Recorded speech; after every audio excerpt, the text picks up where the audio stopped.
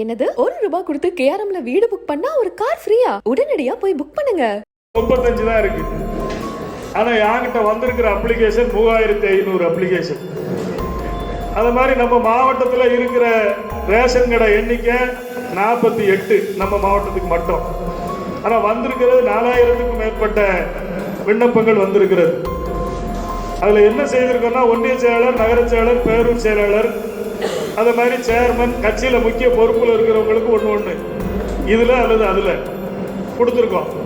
அதுபோக உண்மையிலே இந்த இயக்கத்திற்காக உழைச்சிருக்கிற கிளைக்கழக செயலாளர் இருக்காங்க பாருங்க, வார்டு செயலாளர், கிளைக்கழக செயலாளர், அவங்க பிள்ளைங்க என் மகன், என் மருமகன், என் பேத்தி அப்படின்னு கொண்டாந்து தந்திருக்கவங்க பேரை தான் நம்ம கொடுத்துருக்கோம்.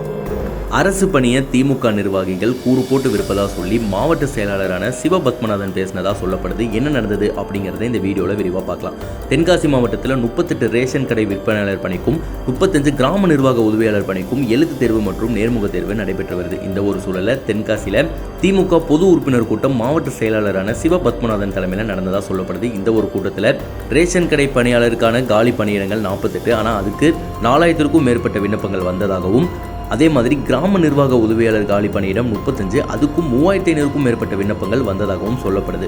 இந்த காலி பணியிடங்களை கட்சியில் முக்கியமான பொறுப்பில் இருப்பவங்களும் கட்சிக்காக உண்மையாக உழைத்தவங்களுமே எடுத்துப்பாங்க அப்படின்னு சொல்லிட்டு சிவபத்மநாதன் அவர்கள் சொன்னதாக சொல்லப்படுது. என்கிட்ட வந்திருக்கிற அப்ளிகேஷன் 3500 அப்ளிகேஷன்.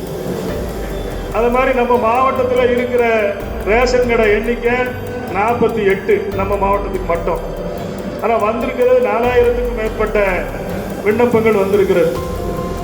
அதில் என்ன செய்திருக்கோம்னா ஒன்றிய செயலாளர், நகர செயலாளர், பேரூர் செயலாளர், அது மாதிரி சேர்மன், கட்சியில் முக்கிய பொறுப்பில் இருக்கிறவங்களுக்கு ஒன்று இதில் அல்லது அதில் கொடுத்துருக்கோம்.